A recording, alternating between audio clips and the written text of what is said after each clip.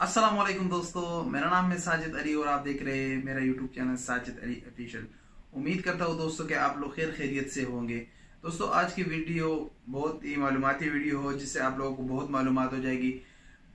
आज मैं आप लोगों को बताऊंगा, कुछ दोस्तों को डाउट होता है कि ये पोस्ट पेड सिम और प्रीपेड सिम में क्या फ़र्क होता है और इसके नुकसानात और फायदे क्या है, क्योंकि बहुत लोग पोस्ट पेड से डरते हैं, बोलते हैं ये तो बहुत बड़ा मसला है, ये तो अच्छा सिम नहीं है, और कुछ प्रीपेड पे वो रेफर करते हैं। तो आज मैं आप लोगों को प्रीपेड के फायदे और नुकसानात और पोस्ट पेड के फायदे और नुकसानात और उन दोनों में डिफरेंस के क्या डिफरेंस है इन दोनों में, ये चीज मैं आप लोगों को आज बताऊंगा।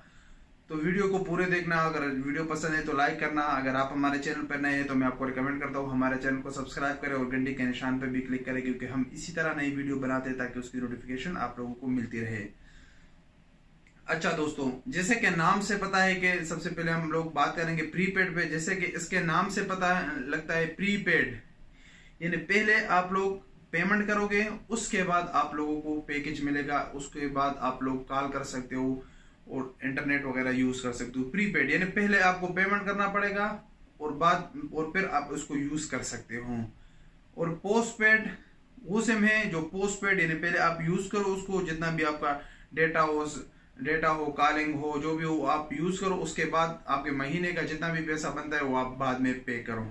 तो पोस्ट पेड यानी आखिर में बाद में पे करना, ठीक है। ये दोनों में मेन डिफरेंट है कि प्रीपेड में आप लोग कार्ड उसमें लोड करोगे तो उसके बाद आप उसको यूज कर सकते हो। पोस्ट पेड में आप कार्ड लोड किए बगैर आप उसको यूज कर सकते हो।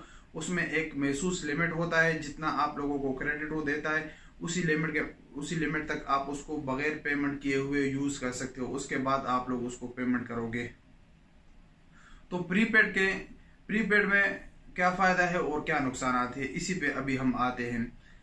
सबसे पहले प्रीपेड में फायदा यह है कि जब भी आपकी मर्जी हो आप उसमें कार्ड लोड करो और जितना भी आपका मर्जी हो आप उससे बात कर लो। आपका जब बैलेंस खत्म हो जाए तो कॉल या डेटा डिस्कनेक्ट हो जाएगी, आप उससे ज्यादा यूज नहीं कर सकते हो। इसमें आपको पता होता है कि मेरा इतना लिमिट है, यानी 10 रियाल, मसलन 10 रियाल का कार्ड आप लोड किया, 20 रियाल का कार्ड लोड किया, उसी के मुताबिक आप चल सकते हो, उससे ज्यादा आप यूज नहीं कर सकते।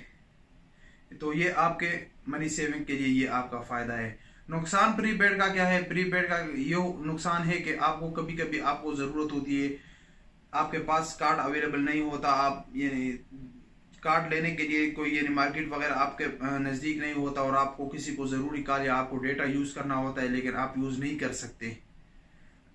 तो ये इसका नुकसान है कि आप इसको ज्यादा यूज नहीं कर सकते। पोस्ट पेड का क्या फायदा है? सबसे पहले हम आते हैं पोस्ट पेड पे कि पोस्ट पेड का फायदा क्या है।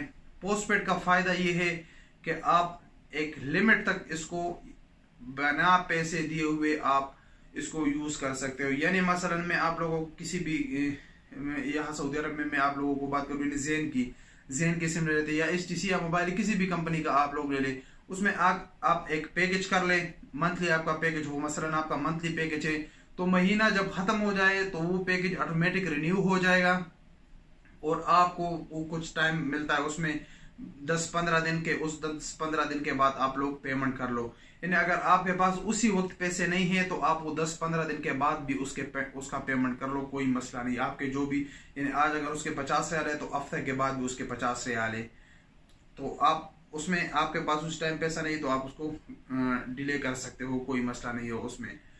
नुकसान उसका क्या है?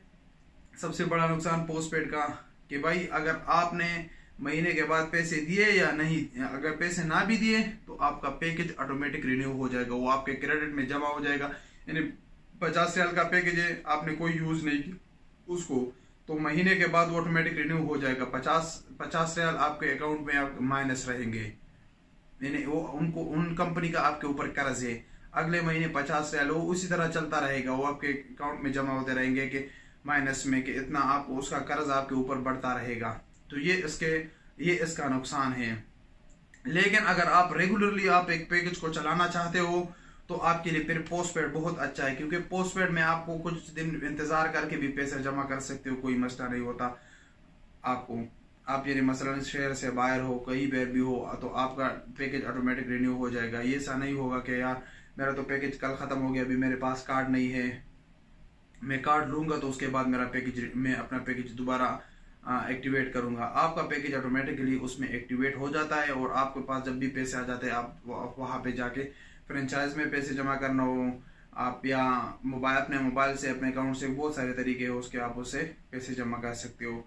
तो मैं उम्मीद करता हूँ कि आप लोगों को ये दोनों चीज़ों का डाउट क्लियर होगा कि प्रीपेड क्या है, पोस्टपेड क्या है। प्रीपेड पोस्टपेड में आप लोगों को दोबारा एक बार बता दूं कि प्रीपेड में आप लोग कोई क्रेडिट उनसे नहीं ले सकते। आप पहले पैसा जमा करोगे उसके बाद आप उसको यूज कर सकते हो। यानी कार्ड लोड करोगे तो आपका सिम चलेगा, आप उससे कॉल और इंटरनेट यूज कर सकते हो। और पोस्टपेड वो सिम होता है जो आप कॉल भी कर ले, इंटरनेट भी यूज करे और उसके एक हद तक, और उसके बाद आप उसका पैसा जमा कर ले। तो ये दोनों में मेन डिफरेंस है। उम्मीद करता हूँ आप लोगों को पसंद आई होगी वीडियो। अगर पसंद है तो लाइक करना मत भूलिएगा। अगर आप हमारे चैनल पर नए हैं तो सब्सक्राइब करिए और घंटे के निशान पे भी क्लिक करें, क्योंकि हम इसी तरह नई नई वीडियो बनाते हैं ताकि उसकी नोटिफिकेशन आप लोगों को मिलती रहे। तो इंशाल्लाह मिलेंगे एक नई वीडियो के साथ, तब तक के लिए इजाजत दीजिए। अल्लाह हाफिज।